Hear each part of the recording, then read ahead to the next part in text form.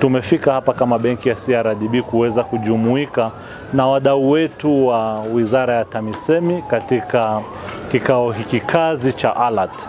Kama benki ya CRDB tumekuwa tukijumuika siku zote na ALAT kwenye vikao hivi maalum vya ALAT, na sisi tunajivunia sana kuwa benki ambayo imeendelea kuwa benki kiongozi. Tumekuwa tukifanya mambo mengi.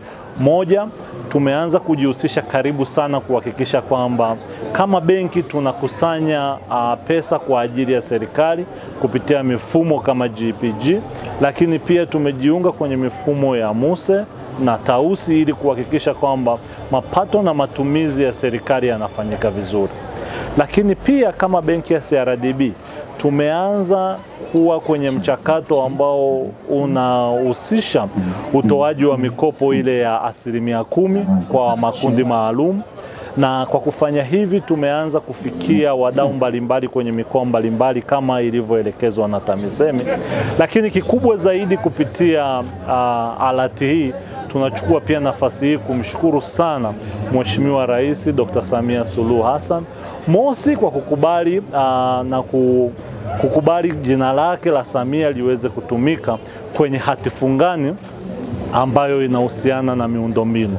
Tumeweza kufanikiwa kwa ukubwa sana kuhakikisha kwamba hati fungani hii ambayo tulikuwa tunatarajia kupata kiasi cha shilingi bilioni 150, tumefanikiwa kupata zaidi ya bilioni 300. Haya ni mafanikio makubwa sana kwa sababu pesa hizi zinaenda kuwagusa wakandarasi hasa walioko chini ya TARURA ambao ni sehemu ya TAMISEMI. Kwa hiyo katika siku hii ya leo ambayo tumekusanyika hapa kama sehemu ya furaha yetu kubwa kwa mashirikiano tulionayo na watu wa TAMISEMI, lakini ni namna bora ya kusema asante kwa Mheshimiwa Rais kwa namna ambavyo amekuwa na sisi akiendelea kutuamini kama sehemu ya kuweza kutoa huduma mbalimbali chini ya Jamhuri ya Muungano wa Tanzania.